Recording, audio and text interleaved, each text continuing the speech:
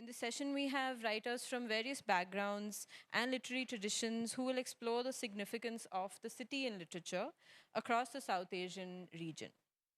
It's my pleasure to introduce our speakers. Divya Ravindranath is a senior researcher at IHS. Her work is at the intersection of labor, gender, and urban health. She is the co founder of Cities in Fiction, an archival project that seeks to locate real world and imaginary places in literature. Saad Z. Hossain, who's joining online, is a Bangladeshi author writing in English, and he lives in Dhaka. His war satires, Escape from Baghdad, was published in 2015 and included in the Financial Times Best Books of 2015. His fifth book, Kundo Wakes Up, is also out now, published by Tor.com, and is longlisted for the British Science Fiction Awards 2022. Pallavi Narayan is an academic author and editor. She has worked at the publishing houses of Penguin Random House, Pan Macmillan, and Routledge, and was a fellow at various international institutions. She's authored Pamuk's Istanbul, The Self, and The City, and co-edited Singapore at Home, Life Across the Lines. She established and heads the Ahmedabad Writing Program and University Press at Ahmedabad University, where she currently works as an associate professor of practice, School of Arts and Sciences. Our moderator for this session is Shweta Srikantan, who's joining online as well. Shweta is an assistant editor at Himal Southasian, with whom this session was planned in collaboration with. Himal is a regional magazine of politics and culture. She writes the monthly South Asia Review of Books newsletter and hosts the South Asia Review of Books podcast for Himal, and is currently based in Colombo, Sri Lanka. Shweta, over to you. Thank you for that lovely introduction, Ashani. Hello, everyone, and thank you for joining us today at the 9th edition of the IIHS City Scripts Festival. Through the theme of text and tapestry, this year's festival is all about revealing the threads of storytelling within cities and exploring the city not just as a place, but as a living, breathing entity, and uncovering the stories that keep it alive. And this is what we hope to explore in today's conversation, all about narrating the South Asian city in literature. Thank you again to our panelists, Divya, Saad, and Pallavi, and a very special thank you to you, Ishani and Asha from the World Lab team at IIHS for organizing this discussion. And thank you, of course, to all of you who are joining us in person and online.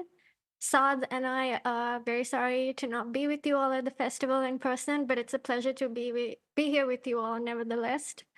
So before we start, a quick note to the audience that we'll be taking questions towards the end of the discussion. For those joining online, please go ahead and throw your questions in the chat, and we'll cover many of those as we can. Okay, so with that, I'll dive right into the questions. Open to all our panelists, this first one. So the topic today, as you all already know, is narrating the South Asian city. When considering how representations of South Asian cities stand in relation to the nation in fiction, one could argue that a focus on cities rather than nation states gives us a much needed realignment to how South Asia is imagined in literature. So maybe our panelists can start off by saying why cities are an important category for literature on or from South Asia, where writings on the nation and nationalism often tend to dominate. Maybe we can start with, yeah. Should we start, Shweta? Okay. Sure, please do. Just to note that Pallavi and I did use the lunch break to discuss some of these answers already. So hopefully we'll be able to together come up with a more coherent argument. And sorry, we also got all of these books out, which are basically on, a lot of cities in South Asia. So yeah, so there's a display of books here that you could look at. Of course, it's just a really small sample. The library has a huge collection of books on South Asia, so please go and check the library. But we just pulled out a few books. So thanks, Shweta, for that question. I think we were also reflecting on what it means to think about cities as sort of the place that holds our stories as against the nation state. I think it's also got to do with sort of the fraught relationship that South Asia has, between countries, within itself, the kind of politics, the kind of historical baggage that we carry. When we set up cities in fiction, for example, journalists often asked us, when you define South Asia, what do you mean? And they would ask us, when you say Indian authors, what do you mean? And of course, a lot of them are prodding us to say something dangerous that they can pick on. But I think we often try to say that the way the author is perceiving what India is more important to us, and the way they are perceiving place is more important to us than how politics perceive it. Because my understanding of what India is, and Pakistan and Bangladesh and Nepal and Sri Lanka really is also from a sense of how texts have talked about characters experiencing these places more than how politics have sort of imagined them. And I think for me that's the difference between thinking about the cities as a center of fiction versus, say, the nation state, because the nation state is so large that most of us don't grapple with it on a day-to-day basis, but cities become those places where we experience our traditions and our history and our culture and our politics in its everydayness. So for me, that's a really much easier, better, fathomable category that I can hold on to as a reader and as a writer and as a character perhaps, than, say, the nation state, which is, especially in South Asia, so confusing and so sort of intertwined with that of our neighbors. So yeah, building on what Divya said, I think cities in South Asia are fairly fragmented. I think they have a very fragmented identity, a very deconstructed identity, so to say. What is the identity of the South Asian city? This is something that I've been grappling with as I also teach about non-Western literature. What does it really mean to be South Asian at all? What is my identity? I mean, I've lived abroad. I have published a book on Turkey. I've published a book on Singapore. Yet I'm also teaching something called South Asian Studies. But no, it's not called South Asian Studies in India. It's called South Asian Studies abroad. So I mean, this category, this categorization, where does this come in? Who does it come in from? And from where? And does it really, what I'm always trying to understand, Shweta and Divya and Sad, if Sad is online, I can't see. But I'm just trying to understand what really constitutes this sense of belonging. Do I really belong to a South Asia geographically? Or do I see it as South Asia when I'm traveling abroad? Because when I've lived abroad, that's when South Asia really came into focus for me, not when I was living here, when I was working here. Now that I've come back, and South Asian studies is like a thing now in the world, this is when I've also started wondering about. But your question is also pertinent. How do cities in fiction and nation and, are we looking at a secular nation state? Are we looking at a dictatorship? Are we looking at different forms of state? What is the state and nation really doing in fiction? Is fiction telling these stories? I mean, that's what storytelling is what it really comes down to finally. But also ways of framing these stories and ways of framing certain perspectives. That's what I feel is, or should be, my greatest concern at least, if not all of ours here. Thank you for that. And Saad, if you're here with us.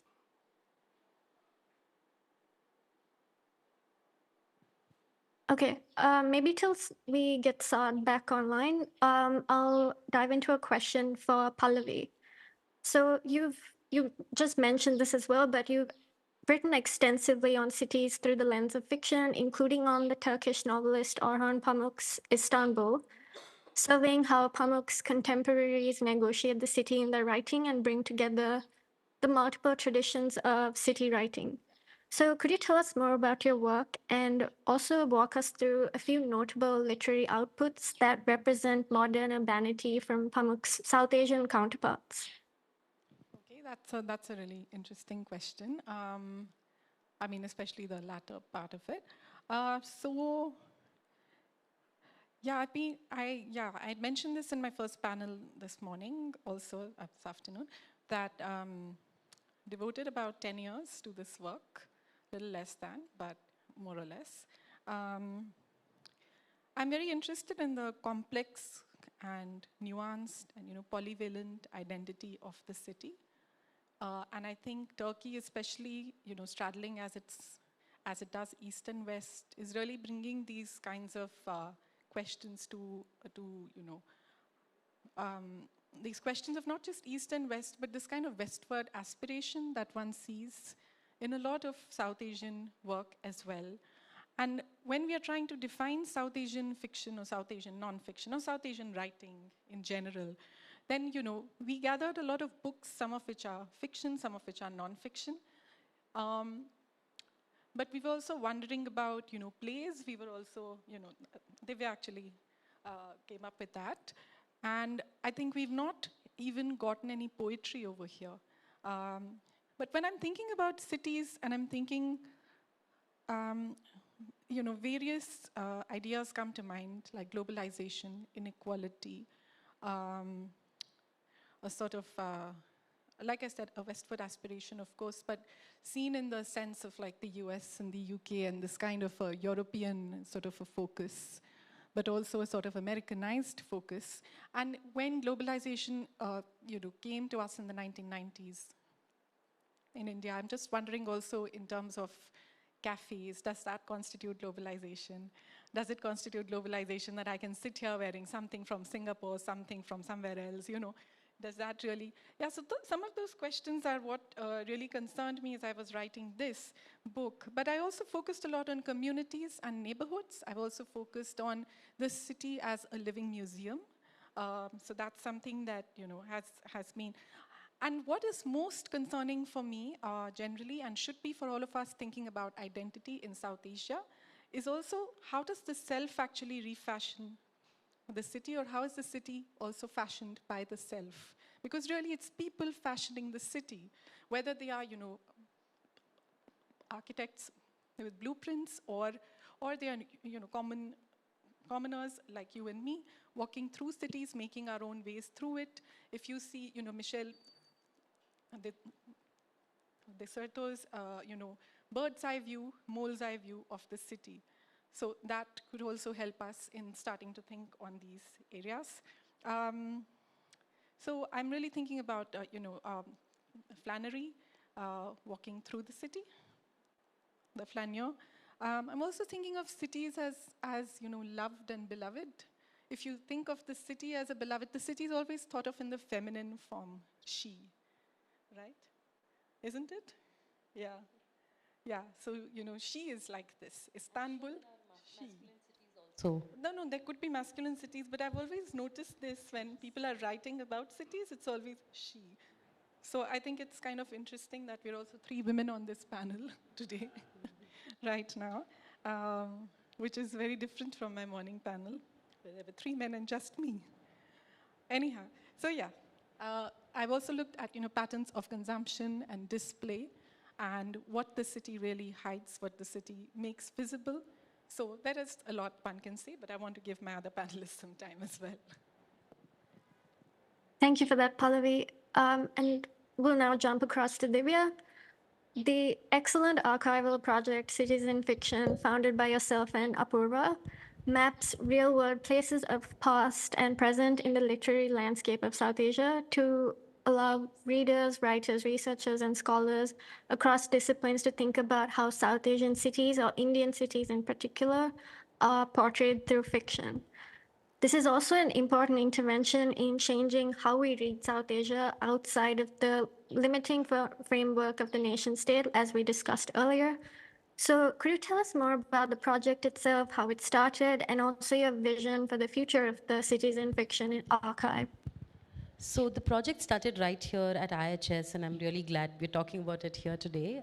It actually started as a classroom project. I teach here at IHS, and I often take short fiction to the classroom because I find it has incredible ways of opening up conversations. It's able to get affect to the classroom, things that just numbers or perhaps maps can't tell you. Characters can tell you a lot more, and students tend to open up a lot more with, in their conversations when you take fiction to classroom. And I always wondered what it would mean to sort of develop curriculum based on short fiction for various subjects. So you could teach housing through fiction, or you could teach, public health. You could teach, talk about sanitation and access to water and all of these things through fiction. So that's how the idea began, and Apurva and I started, I already had a list of about 100 or 150 books that I was sort of putting together, and then we, put it out on Twitter, and within minutes we had a huge collection of books, and then the problem of what do we do with this? And so Apurva and I started cataloging it, and it's unfortunate Apurva couldn't be here. She's at another event at her work. But we started cataloging these books sort of thematically, putting them into some kinds of categories. So do they talk about, and we let the readers pick what these categories are. So on the website, people can contribute book names, and they can also tell us what thematics they associate with that book. And it's always really interesting because I may see shadow lines about politics and about family, and somebody else will say it's about love and friendship. Somebody else will say borders. So, the way we think of the same book in different categories, and what speaks to me might be different from how the book speaks to you. So the collection has really grown. We, I think, are about at 350 or 400 books right now. Again, we started just with English writing in India, but before we knew, we had translations. Before we knew, it became about South Asia, and we hadn't thought about it then, but we had a lot of suggestions from Pakistan and Sri Lanka, especially Nepal and Bangladesh, and then we said, okay, let's call it cities in fiction for South Asia, because there's so much in our history that we can't separate these countries in fiction, and characters very naturally move between places, irrespective of what our visas do to us, at least in our imaginations and in our histories, and family, generational histories. People think of these countries as being sort of more open in some sense. So that's how the website began. And to everybody in the audience, I hope you'll check the website, and please do send us your contributions as well. It's really fantastic. Please do. I agree. It's fantastic. And yeah, definitely do check it out. So my next question is open to both of you. So South Asian cities simultaneously exist as sites of globalization, but also widespread inequality, and that's represented in contemporary fiction. In what ways do you think the place of the city shapes our understanding of these inequalities in literature? So that's a really interesting question, because that's something I try to, talk about in the classroom also. How do we use fiction to talk about difficult topics, but also to sort of understand people who are sort of shifting between places and experiences, right? I think for me, one of the earliest books that sort of brought my own city, Bombay, where I was growing up then, when it was still called Bombay, to the center was Rohinton Mistri's Fine Balance. Nowhere in the book does he say it's Bombay. He doesn't mention the city. But you cannot not read that book as an essential Bombay text. It's about housing, it's about livelihoods, it's about migrants coming to the city. It's about this Parsi woman struggling to keep her building, which they want to demolish and redevelop, and at the same time, migrants struggling to find a space in the city. It's about caste, it's about class inequality, and I think fiction really allows you to look at all of these questions that we want to ask as academics, but in a more sort of empathetic way, because there is not a single narrative, right? Like, there are many narratives coming together, and whether you agree or disagree with characters and love some and hate others, fiction really allows you to sort of think about them together in a context. So it's not, out of context that you're picking one character and trying to understand their lives, but really as a whole, how does the city respond to them, and how do they respond to the city? So for me, really, fiction allows us to talk about a lot of things, and in this collection we have a couple of books like The Walls of Delhi and Milk Teeth, a bunch of others here. Ravan and Eddie is a great example of a fairly old book on Bombay, based in the Bombay Chawls. So just between 5 books here, I can tell you what housing looked like in Bombay for different class groups and caste groups in the past 5 decades. So I think fiction really gives you, it's a really great snapshot of a particular moment in history, which I think no other form of data can allow with that kind of affect and empathy. So for me, that's why fiction is so important in talking about our cities. In building on what Divya said again, I want to show you this book. I'm a South Asia Speaks Fellow, if you're familiar with that fellowship. South Asia Speaks is actually granted to about 20 fellows a year, and we are from 7 different countries. So this is one of my fellows, Zayad Masroor Khan. He has written this amazing book, which was recently published, City on Fire. It's about a smaller city, Aligarh. It's about a divided city. It's about cities which are divided not just on the basis of religion only, but also on the basis of what kinds of communities get created because of these divisions. So you may have a segregation in terms of Muslim and Hindu housing, but there are these liminal spaces, these transient spaces where people are gathering together still, and yet people turn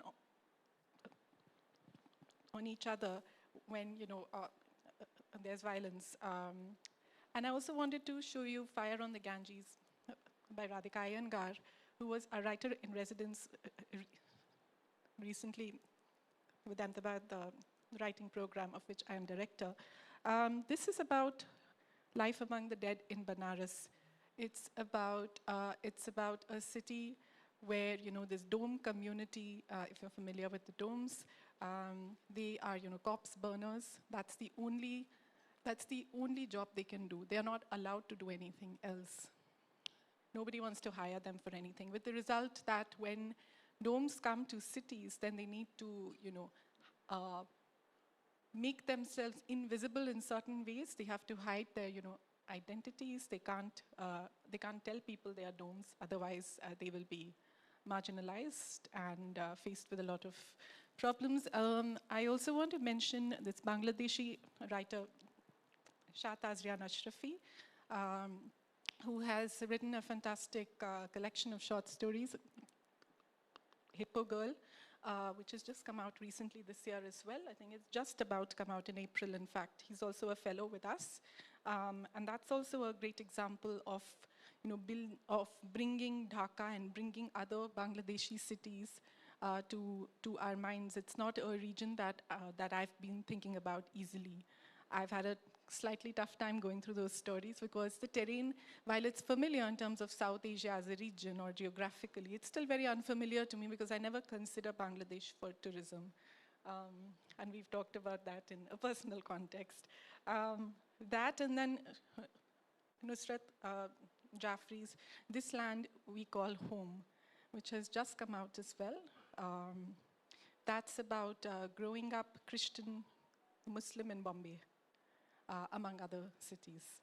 So I think with all of this contemporary fiction and non-fiction being produced, it also brings me to think about, do we consider cities just through fiction in South Asia? When did the novel form really come to India? The form of the novel is also something that's come to us from the West again. And now we see a spate of creative non-fiction being produced, which I think is also really interesting because it's not something that we've been writing naturally. We've been thinking of creative nonfiction more as diary entries, perhaps, in South Asia. But, Ziyad's book is creative nonfiction, for example. So, yeah, I just wanted to offer these examples in terms of inequalities. But because when we're thinking of globalized cities, we're normally thinking of metropolitan cities. But if we also see some of these other texts that are being produced these days, if we go beyond the Bombays, Bangalores, and Delhis, and we see that there are so many, and Lahore, Karachi, Dhaka, if we go beyond these spaces, if we look at Moni Mohsin's The Butterfly Diaries, that looks at Karachi and Lahore together. It also uses a very interesting chutnified language. She's also creating new words, which I got to know after teaching this, that they are called neologisms. So, she'll just say something like, 3 tiara cake, or, pendu pastry. What the hell is that, is what I was wondering. When I was teaching it also, my students said, it's really hard to understand this kind of language. But then, you kind of start getting into it. Now, this book is written in the form of a diary entry, but it's written to, to a reader or to a group of readers or to just any reader. So the writer herself, the narrator that is also very conscious of what she is showing in this text and what she is hiding. So just wanted to bring these examples because I think it's important that we start looking at smaller cities also. Ahmedabad is one. Our writers in residence have been writing literary pieces about Ahmedabad, which I hope will be published soon. So yeah, I'll stop there for now. Thank you both. I think we can now move on to a question to Saad. Saad, hello. So your series of fantasy sci-fi novels following the Jinn City features South Asian cities ruled by artificial intelligence called Karma, protecting the surviving populations from across the what's described as techno-utopias of Kathmandu to Chittagong and Dhaka. Could you tell us how these post-apocalyptic and dystopian representations of South Asian cities are kind of uniquely suited for exploring contemporary urban issues?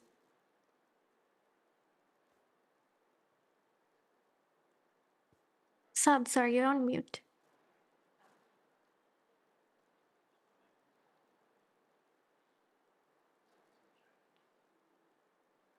I think you can just unmute yourself. Hi. Yeah. Sorry. Yeah.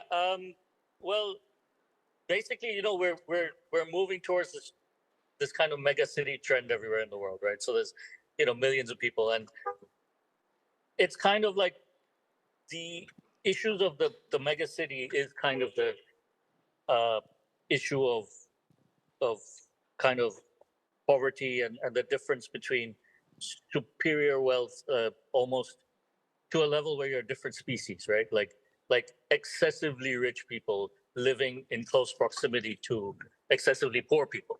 This is kind of only available in mega cities. So that's kind of what's interesting to me, is that this is really the only place you can kind of have these two kind of forces interact, right? You have excessively extremely rich people who are kind of breathing different air from you, literally, right? So forget about food and clothing and shelter. Even the air itself is at this point different, especially in cities like in Delhi or Shanghai or Dhaka, where the AQI is like instant cancer or something, right? Like, we're at that point. So it's really easy to write dystopian fiction in megacities. I mean, it's almost made for that. I think the harder thing is to find any kind of hopeful note. It's kind of it's harder to find a positive in any of this, which is kind of, nobody wants unrelenting darkness. Also, especially in stories, and especially in terms of your message. It's very difficult if you just, it's all bad news, bad news, bad news. But then, we have to manufacture the good news, and that's kind of the challenge, really. Thank you for that, Saad. So I would also say that in literature, as you also mentioned, megacities, attention paid to the problems of the larger capital cities and megacities often diverts attention from the smaller cities of the region. So would you say there's been a shift in this trend, with more diverse representations of cities appearing in newer works of fiction? Well, look, I think in terms of writing in English, I mean, there was always this trend of writing about New York or London, like kind of the traditional English spaces. And now, because I think we've got more people of color writing in English, and kind of other people, the representation anyway is big. For example, like one of the big shows right now is Three Body Problem. I mean, that book was set entirely in China. There were no other characters. So these guys, kind of adapted it. But the original story, the original characters were all about China. And so, everybody who read that book got a much better idea of those locations. So I think now we're getting a much better representation of kind of worldwide situations, right?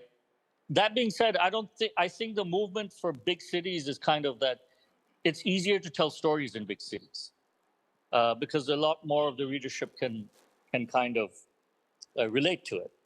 And I haven't read a lot of a lot of small town kind of dystopian fiction, or it's just harder to do, I think.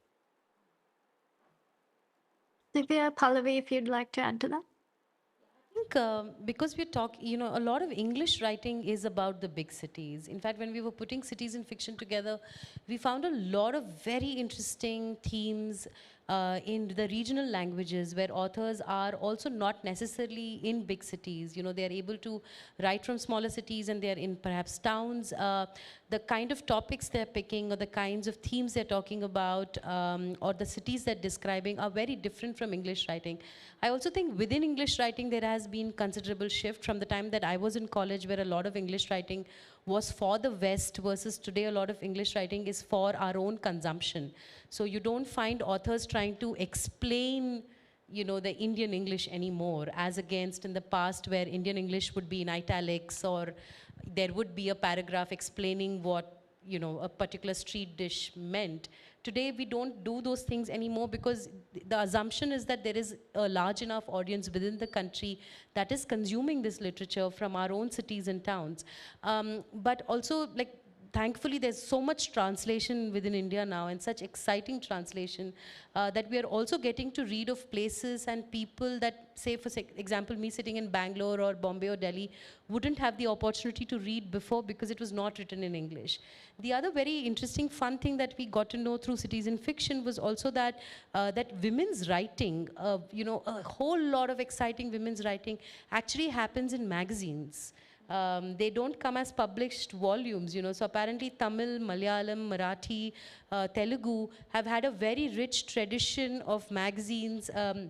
Somebody was telling me Marathi Diwali, Dasera special issues are filled with stories written by women, and you know, they are short fiction, they are great to read, they talk about women's issues, they are contemporary, but they just don't come out as volumes that are accessible in the market. But I think if one went beyond these popular books that are available in the market, many of which are absolutely fantastic, but if one sort of dug out further and you know, looked a little deeper as to what are other kinds of writers, non-English writers writing, we actually have a really rich tradition of fiction writing in the country. And I think today, thanks to the internet and thanks to the kind of risks some of the publishers are taking, we are able to get to some of these texts better than, say, 10 years ago. So I think it's a great time in terms of the stories we are you know, sort of getting to read today. I think it's the contemporary moment which, you know, of city writing. I think South Asia is exploding on the scene worldwide. We are looking at diaspora literatures, you know, produced everywhere around the world, be it Australia, Singapore, other countries in Southeast Asia, Thailand. We're looking at expats all over the world who are, you know, producing what may be termed South Asian literature, but I wonder again if we can do that. And if we move, you know, from like Jhumpal Lahiri or Salman Rushdie or people whom we call our own, so to say, how much training in writing did they get within their own countries or within this region? Because there were no writing courses here. Even when I was back in college, there was hardly anything. There was a diploma in creative writing offered by, you know, through distance learning, which I did because I really wanted to do something. Yeah, internships were also not really known. When I was about 18, I did this, you know, I worked up with Katha, which was then, you know, setting up a lot of translations of, you know, Indian fiction and non-fiction from the from languages which we are not really, which we were not familiar with at that time in terms of translations. I mean, you know, be it Bengali, Marathi, Telugu, Urdu, Kannad, various others. So I've been involved with these kinds of outfits from a very young age, and it's also interesting that we offer a postgraduate diploma now in translation and creative writing, in which many, you know, in our last cohort, which has just graduated, we had about 13 Indian languages represented. and a very little known dialect called Bihari, which you might be familiar with because it's in Karnataka, which is spoken by a very small community of about 100, 150 people only. And I'm bringing this into focus not to really talk about my program as such, but to just talk about the fact that if we bring in other languages from across the world, because we are now actually, people from abroad can also take up this course if they wish now. We have about 5 seats. So it was interesting because even our Indian students were focusing also on Mandarin, German, Japanese, Spanish. So I thought that would be really interesting to see how people from these countries actually engage with us. And I'm mentioning this just because these are probably the creative writers of the near future who will be producing more books on South Asia. And they are deeply immersed in the context of South Asia already. Like I said, this is the moment of South Asian writing, I believe, very deeply. Whatever that identity might be to you or to me, it's also something that I keep grappling with, what really makes up the South Asian writer. But yeah, in terms of, I also wanted to talk about the phenomenon of the mall, the shopping mall, and the call center, for example, which is featuring more and more in books, not just Chetan Bhagat, but we have other books, a couple of which are displayed here, which also talk. There's this Bangalore Calling. See, okay. Where is it? Bangalore Calling. This is about the call centers in Bangalore. So that's also something really interesting. We keep seeing shopping malls. We keep seeing trips to London, Paris, Singapore, Dubai. There are also so many NRI communities all over the world. And you were talking about glossaries, Divya, for example, that we don't really need glossaries anymore. But in my book on, Singapore, which is displayed outside, I chose to provide a glossary because I felt that, because, for example, Singapore is a very mixed community. I've lived there for almost a decade myself, 8 years, but thought about it, and I'm writing the second book based there as well on South Asian food in Singapore, which I think is also quite interesting because there's this explosion of South Asian food now only in the past 5 years. When I first went there, I used to cry, deep tears into my sambar and say, this doesn't taste like home. So again, I think it comes back to the same question of, is South Asia home for these writers? Are the writers who are termed South Asian really, what do they consider home? Is home found within the pages of their books only? That's something that I'm just, just some thoughts I wanted to share. Thank you for that. So before we dive into questions from the audience, I wanted to bring up the kind of major gaps in how modern urbanity is represented in fiction. And we've already briefly touched upon this, for instance, through the lens of ecological, social, and political crisis. There's capitalist consumption, crime, conflict, caste, gender, and various other inequalities. We've already gotten some excellent recommendations from Pallavi, but could you each tell us about a few other notable works of fiction that establish the either historical or contemporary importance of South Asian cities and offer correctives to the lack of critical attention to these issues that we find in fiction? We've got a bunch of books, but Hansada Shekhar's book, The Adivasis Will Not Dance, there's a chapter in that they eat meat, which I would recommend everybody to read given the current sort of political environment with, what we can eat and what we can't eat. Really fascinating. He catches the pulse of the characters in the book really well. The new book from Sri Lanka, The Brotherless Night, I mean, I just started reading it, absolutely heartbreaking, but really holds that particular historical, moment from Sri Lanka for us. I think, I could go on actually, the list is 400 odd on our website, so I mean, there are lots of books. But I think this is, it's also a time when I think writers are also being playful with with settings, right? It isn't anymore about the single narrative that they need to sort of showcase to the Western audience or anything like that. It's books written for you and me, by you and me, and so one is being really experimental with what kinds of things they could be, writing about also. So I think we have this is another really nice book, Kamila Shamsi's Broken Verses. You would think you're watching a Hindi drama unfold on, a good soap opera on television. Really great characters from Karachi and Lahore in her books. So I think I don't know if they're necessarily offering corrective measures. And for me, what's really interesting in Black River is another one by Nilanjana Roy. I think what's lovely about these books are they aren't trying to preach or aren't trying to tell us about the ideal world or trying to be political in the sense of trying to, you as a reader trying to force you to take sides, but really writing stories where just through reading them, you're being more reflective of your city and your place, and your relationship with characters and your relationship with each other and the city as well.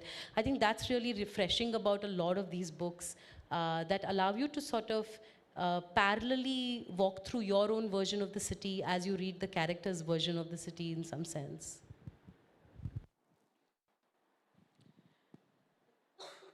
So I wanted to offer, in terms of social and historical context, I wanted to offer 2 female writers and 1 male writer to you.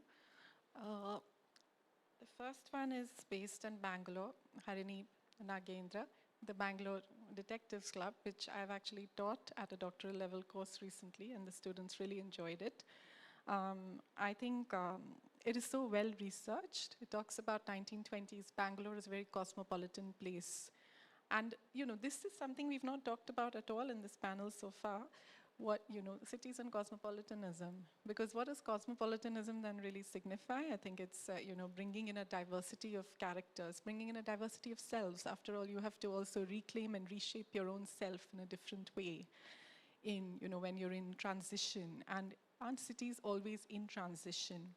So I think this is a fantastic example. There's one scene that really sticks out for me in this book, which is, women wearing saris to enter swimming pools and saying, wow, this is so liberating. This is what they say. And I found that, it was so unbelievable almost. But what a beautiful scene it is. Then I also want to share with you Sujata Masi's Murder on Malabar Hill. This is set in, Bombay of the 1930s and 40s. And yeah, this is a fantastic series. It's a female detective, sort of heralding that phase. Of course, these books have been published only in recent years, so it's not like, this is the first female detective in India.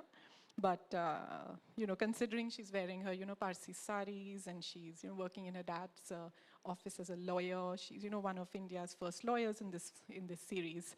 I think this is really very interesting because, these kinds of texts are recreating Bangalore, recreating Mumbai, recreating, other kinds of cities, or helping us also reimagine what the city was and what it could be. What are the potentials the city holds? What are its various possibilities? So I think in terms of narration, these 2 do a fantastic job, these 2 authors, and they have several other books which you can check out.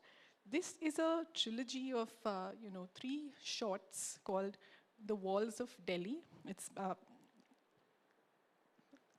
Uday Prakash, and this talks about, the various vendors, etc. in Delhi. So it brings alive a side of Delhi that, is never really spoken about. And when you're asked about, Pamuk as well, Shweta, in terms of what are the kinds of influences, I think a strangeness in my mind, Pamuk's, one of his latest novels, that also is very similar in its orientation, to talk about street vendors, talk about life on the street. What are the various problems, issues, and challenges faced by people on the street?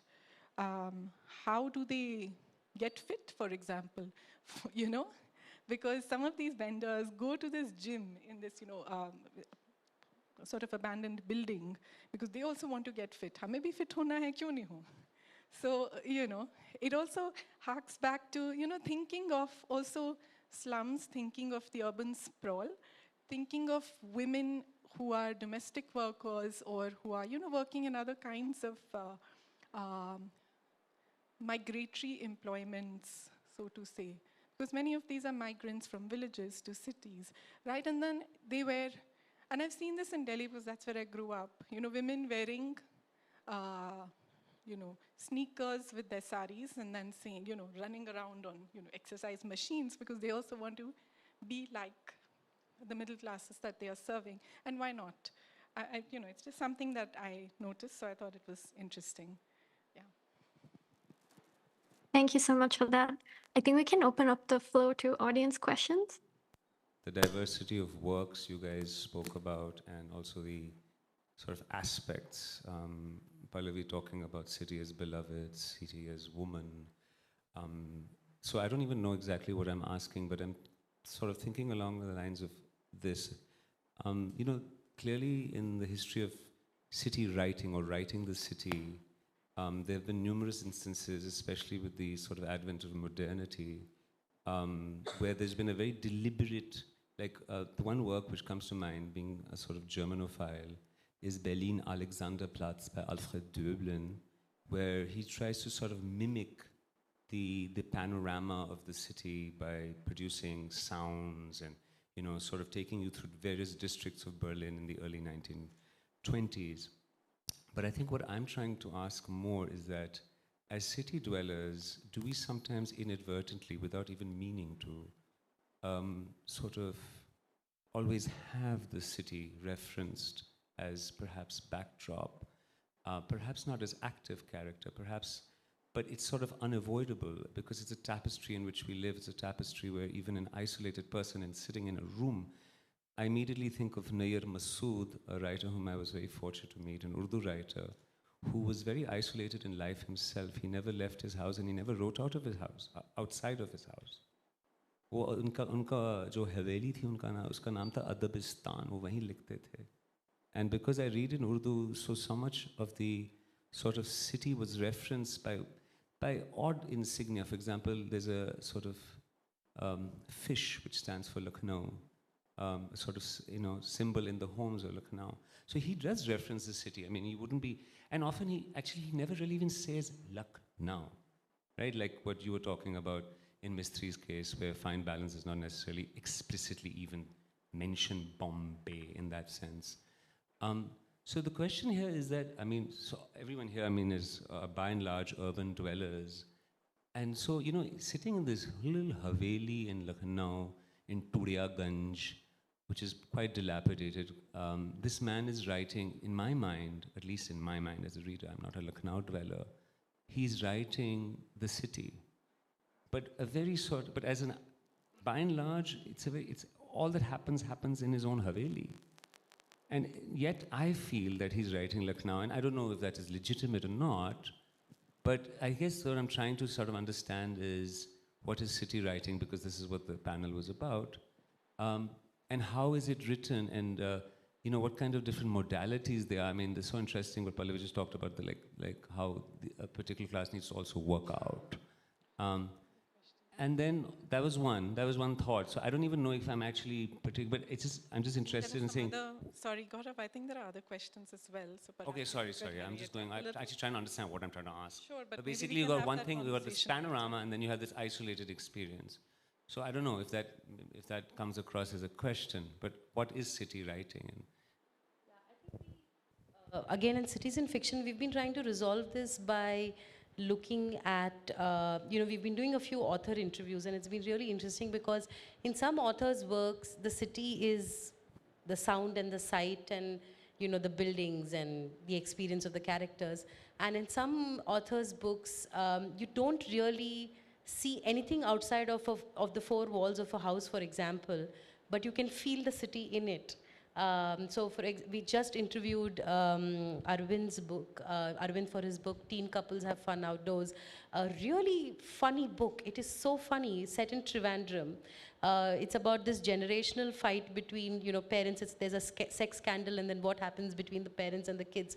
And he doesn't talk about the city in big, paragraphs, doesn't describe the city, but it's the car and the housing complex and what people are saying to each other within their household makes you feel, oh, that's not Bombay, that's something else. And that is Trivandrum in this case. So in some cases, authors are able to pull out the city through their characters. It's not through the character, as, the city as a character, but just regular human beings who are embodying the city in some sense in the way they are interacting with each other. I think it's also, kind of beingness in the city, in terms of the kinds of accommodations that are available to stay in the city. Like if you are coming as a migrant to any city, for instance, where would you stay? What is the first accommodation you'd find for yourself? So in terms of housing, again, it goes back to that same question of whether you are, the kinds of houses available to us in cities are very different from the ones available in, Indian villages as compared to any village in Europe, which is obviously very, very, technologically ahead, for instance. So yeah, I think the question of what it means to do city writing, I think you can also do that within your home. Like here, I know I'm in Bangalore. If I go back to Ahmedabad, I'll know I'm in a smaller city. That also affects the way I'm writing. That's also affecting sometimes the way I'm thinking. Yeah, it does, really. You're looking a little curious about that, right, in France. Sorry, I don't know your name. But yeah, I think the kinds of shapings that the city is doing to our minds and our imaginations just by being there. Like I'm feeling a great sense of liberation being in Bangalore from yesterday, for instance, just saying. Hashtag just saying, I love my university. It's absolutely beautiful. But the city is a little harder for me to be in, having lived abroad for very long, having lived in bigger cities. So yeah. Saad or Shweta, if you wanted to add something. Yes. Saad, would you like to add something to that? You're on mute, sorry. Yeah. Okay. Yeah. Well, I think the thing with cities is that the sheer number of people adds a kind of invisible pressure to any character, and I think that's prevalent in kind of any story that features that's set in a city. And I think that invisible pressure is something that city dwellers particularly can understand.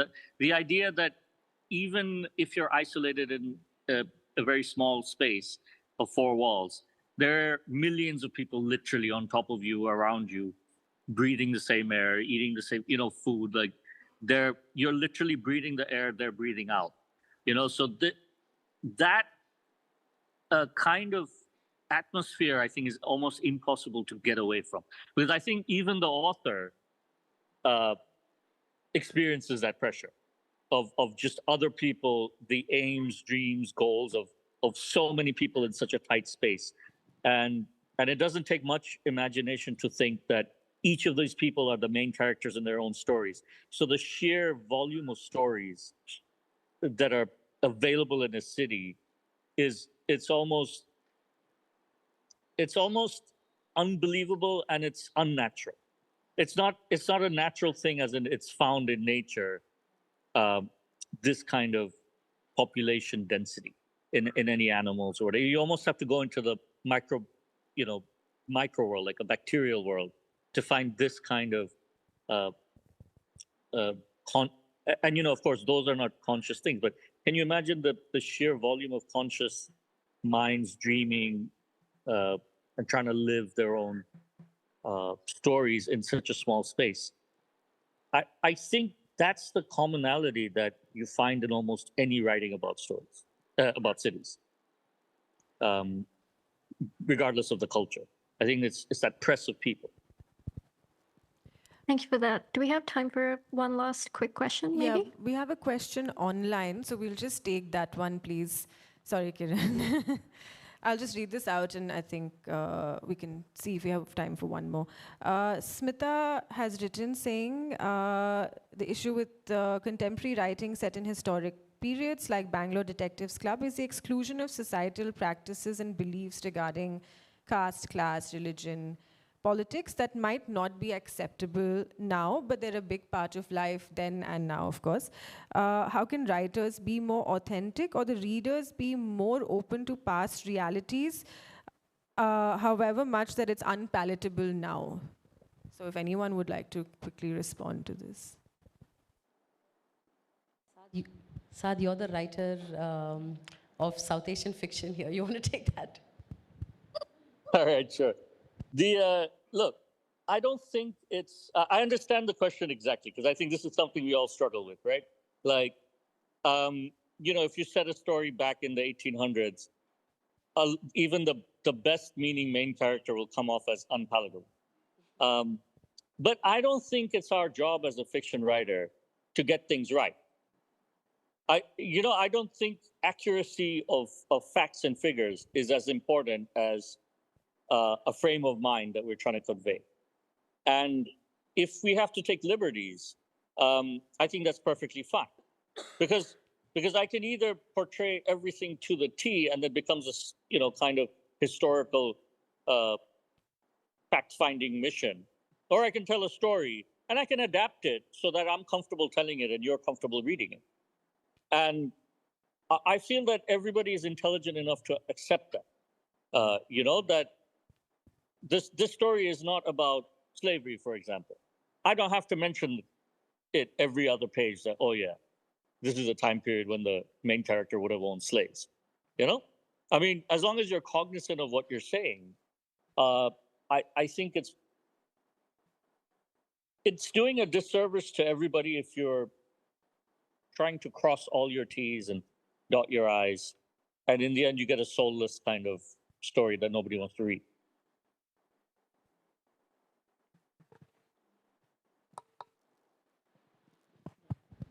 Okay, I think we've unfortunately run out of time. If you all have more comments, you can find Pallavi and Divya at least in person. So find them outside and speak to them. Thank you so much to the panelists for this lively conversation, and to Shweta and Saad for joining online. Especially thanks to Shweta and Himal for helping us organize this. Thank you.